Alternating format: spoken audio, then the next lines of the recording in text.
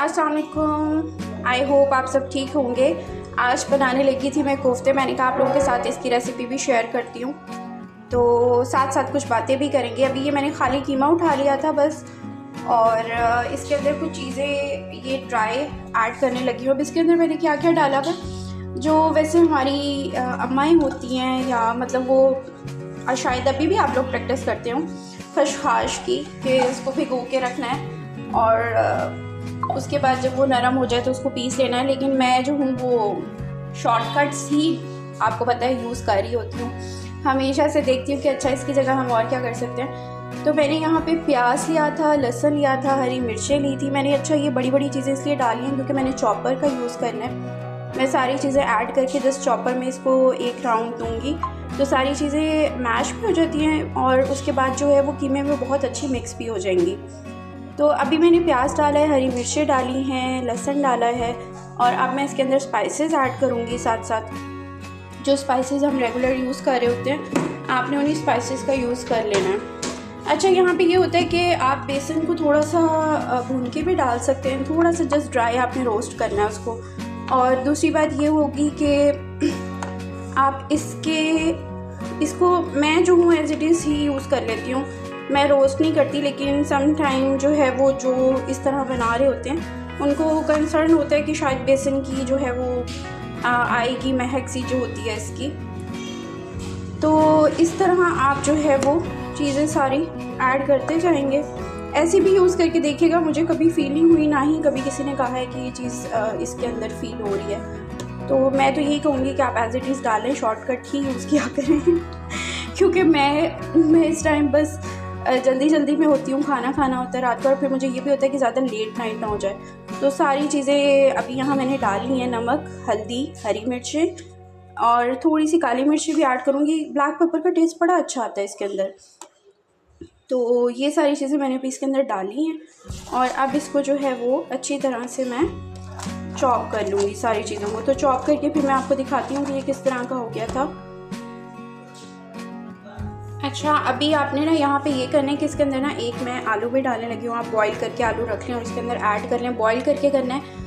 अगर आप egg use नहीं कर रहे तो ये बाइंडिंग के लिए बेस्ट होता है। अगर आप ये एक आलू बॉईल करके डाल लें तो आपकी बाइंडिंग कितनी अच्छी होगी। अंडा मोस्टली यूज़ कर रहे होते हैं, वो फिर आप पे डिपेंड कर रहा होता है कि उसके बाद आपने अंडा यूज़ करना है कि नहीं करना। लेकिन इसको डालने से ये हुआ कि बाइंडिंग बहुत ज़्यादा अच्छी हो जाएगी। तो आपने इसे क्रश करके ऐड कर लेना है इसके अंदर ही। अभी जो है मैंने इसको चॉप कर लिया था। अगर मैं आपको दिखाऊं ये अभी, तो ये देखें बिल्कुल चॉप हो गया था। और यहाँ पे मैं आपको एक और टिप दे देती हूँ। समटाइम ना ये ड्राई सा फील हो रहा होता है, तो इसमें आप ये क्या करें कि थोड़े से ऐसे 3 चम्मच जो है वो जो छोटे खाने के चम्मच होते हैं वो आप डाल सकते हैं ऑयल के डाल के आपने साथ ही मिक्स कर देना है। तो वो जो एक ड्राइनेस सी फील हो रही होती है वो इसमें से बिल्कुल ख़त्म हो जाती है। अब इसको मैं थोड़ी देर के लिए फ्रीज़र में रखूँगी क्योंकि मेरे पास शॉर्ट टाइम है, और फ्रीज़र में रखने से ये होता है कि ये थोड़ा सा एक ठंडा हो जाता है, बाइंडिंग अच्छी हो जाती है, और मसाले जो मैंने इसके अंदर डाले हैं इनको बहुत अच्छे से जो है ना वो मिक्सअप हो जाएंगे इसके अंदर। थोड़ी देर बस इसको फ्रीज़र में रखेंगे, तब तक मैं बाकी मसाला तैयार कर लूँगी।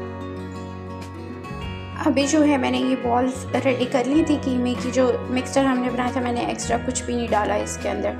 सिंपली जो है वो मैंने इस तरह करके बॉल्स, अगर आप देख लें, इस साइज़ में बना लें।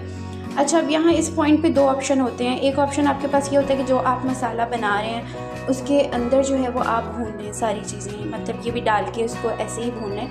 और सेकेंड ऑप्शन आपके पास होता है यहाँ पे कि अगर आप इनको फ्राई कर लें। अगर आप फ्राई कर लेते हैं तो वो ज़्यादा अच्छा टेस्ट आ जाता है। तो मैं अब इनको हल्का हल्का फ्राई करूँगी, और साथ ही मसाला जो है इसका, मसाले में सिंपल चीज़ें हमने डालनी हैं, प्याज, लहसुन, टमाटर, यही चीज़ें हम यूज़ करेंगे। और साथ साथ मैं आपको दिखाती भी जाऊँगी फर्दर। और अभी मैं इनको फ्राई कर लेती हूँ पहले, फिर मसाले के अंदर डाल के जस्ट थोड़ी सी आपको फिर भुनाई करनी पड़ती है, और फिर आपका जो कोफ्तों का सालन है वो रेडी हो जाएगा।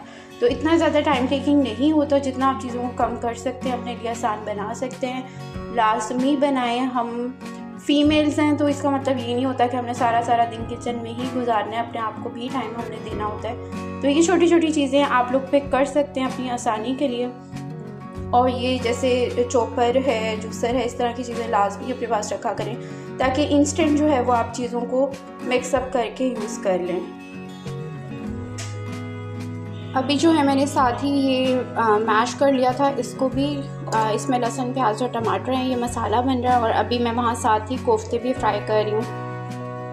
हल्के हल्के से आपने फ्राई करने, बिल्कुल डीप ऑयल फ्राई भी ना करें। उसके बाद इसके अंदर थोड़ी सी आप भुनाई करके सालन को जब पकने के लिए रखेंगे तो अगर कुछ होगा भी कच्चापन उसके अंदर तो वो भी बिल्कुल पक जाएगा।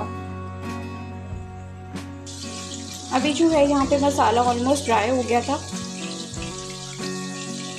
इसके अंदर अब जो है वो मैं मसाले डालूँगी अपने मसाला वाला बॉक्स से, जो मैं आप लोगों को दिखाती हूँ कि मतलब मुझे ये बहुत पसंद है, कलरफुल है और फिर एक ही बॉक्स में सारे मसाले जो हैं वो आ जाते हैं।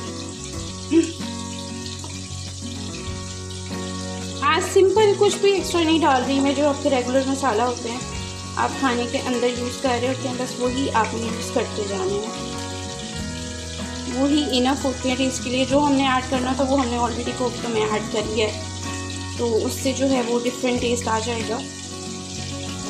बाकी जो आप रेगुलर यूज़ कर रहे होते हैं, मिर्चें, धनिया, हल्दी, नमक, तो आपने बस वही डालनी है।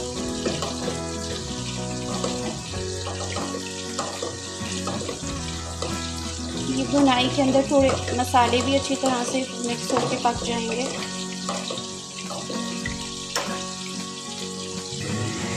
अभी जो है ये हल्के हल्के से फ्राई हो गए थे, अब मैंने यहाँ पे निकाल के डाल लिए हैं। इसके अंदर मैं थोड़ी सी भुनाई करूँगी और उसके बाद जो है वो सालन के लिए जितना पानी चाहिए होगा थोड़ा सा उससे ज़्यादा डालेंगे, ताकि अगर कुछ है कच्चापन तो वो इसके अंदर पक जाएंगे। तो फिर मैं आपको इसके फाइनल लुक दिखाती हूँ। अभी अगर मैं आपको दिखा सकूँ तो ये कुछ इस तरह के हैं। अभी इसके अंदर 1.5 गिलास तक पानी डाल के रख देंगे, जिसके अंदर ये होगा कि थोड़ा सा सालन भी पक जाएगा और जो मसाला है वो भी प्रॉपर इसके अंदर अब्सॉर्ब हो जाएगा। ठीक है, बस यहाँ पे अब आपके सिर्फ ये पकने की देर है, आपके कोफ्ते तैयार होंगे। साथ अगर आपने रोटी बनानी है या नान के साथ, गरम गरम नान के साथ भी ये सालन बहुत मज़े का लगता है, तो वो उसके साथ भी आप ट्राई कर सकते हैं। अभी जो था सालन बिल्कुल रेडी हो गया है। प्लेट में निकाल के फिर आपको दिखाती हूँ इसकी फ़ाइनल लुक। तो ये थी इसके फाइनल लुक। अभी देखिए प्रॉपर सारा कुक हो गया और इतना टाइम भी नहीं लगा। इतने शॉर्ट टाइम में आप आराम से कोफ्ते बना सकते हैं। मेरे जैसे ही ये सालन पक रहा था साथ ही मैंने रोटी भी बना ली और अब इसको एंजॉय करेंगे।